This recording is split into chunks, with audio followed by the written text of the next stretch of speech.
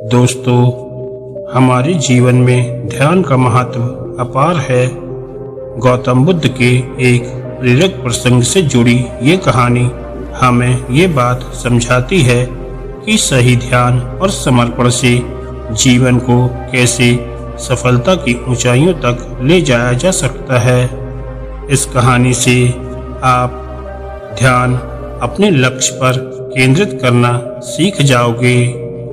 इसलिए इस कहानी को ध्यान से और अंत तक जरूर सुनिएगा। एक बार की बात है, गौतम बुद्ध अपने शिष्यों के साथ दूसरे नगर में प्रवचन के लिए जा रहे थे।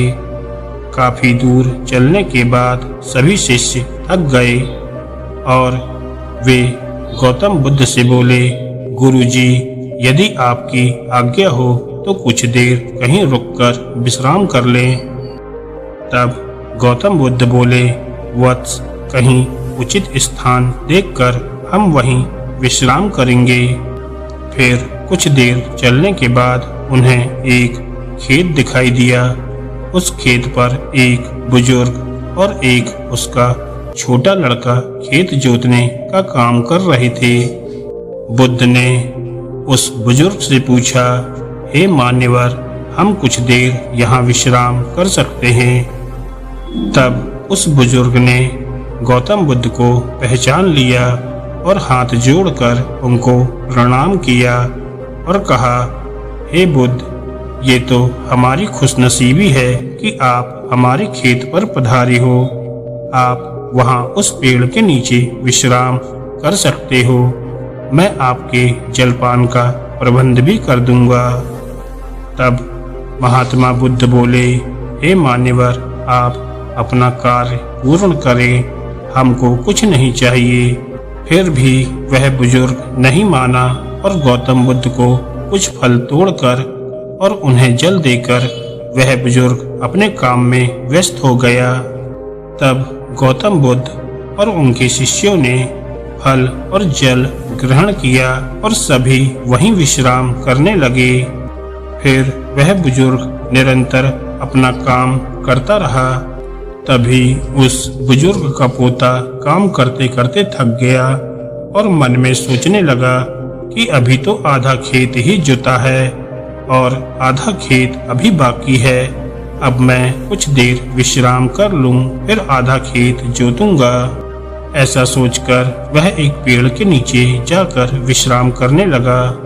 पेड़ की ठंडी ठंडी हवा से उस बुजुर्ग के पोते की आंख लग गई, लेकिन वह बुजुर्ग निरंतर अपने काम में लगा रहा। फिर जब उस बुजुर्ग का पोता अपनी नींद से जागा, तब तक उस बुजुर्ग ने सारा खेत जोत लिया था। वह नजारा गौतम बुद्ध और उनके शिष्यों ने देखा।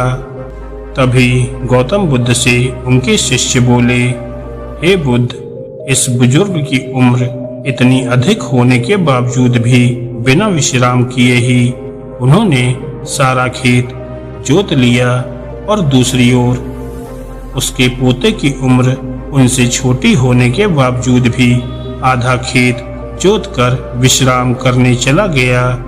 ऐसा जोश सराहनीय है। उन बुजुर्ग में ऐसा जोश देखते ही बन रहा है और वही उनका पोता आलस्य में आकर विश्राम करने चला गया। तभी महात्मा जी बोले, हे वत्स, तुम्हारा कहना उचित है और ऐसा इसलिए हुआ क्योंकि उस बुजुर्ग का ध्यान केवल खेत जोतने पर था, न कि शरीर की थकावट पर।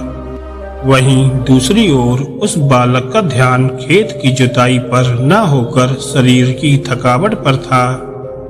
इससे हमें यह शिक्षा मिलती है कि अपना ध्यान हमेशा लक्ष्य पर केंद्रित रखें और अन्य कहीं नहीं। यह कहकर महात्मा बुद्ध और उनके शिष्य उस बुजुर्ग का अभिवादन करके अपने मार्ग पर चल दिए। दोस्तों, इस कहानी के माध्यम से हमने देखा कि एक सफल जीवन के लिए ध्यान और समर्पण का महत्व क्या है। यह हमें याद दिलाता है कि अपने लक्ष्य को प्राप्त करने के लिए हमें समय समय पर विश्राम करना जरूरी है। लेकिन इसका मतलब यह नहीं है कि हमें अपने कामों में आलस्यपूर्वक ढलने की इजाजत है। सही ध्यान और समर्पण से हम समस्त चुनौतियों का सामना कर सकते हैं और अपने लक्ष्य की प्राप्ति में सफल हो सकते हैं। दोस्तों, आपको ये कहानी कैसी लगी हमें कमेंट करके ज़रूर बताएं और अगर कहानी अच्छी लगी हो तो वीडियो को लाइक करें और चैनल को सब्सक्राइब करें। धन्यवाद दोस्तों।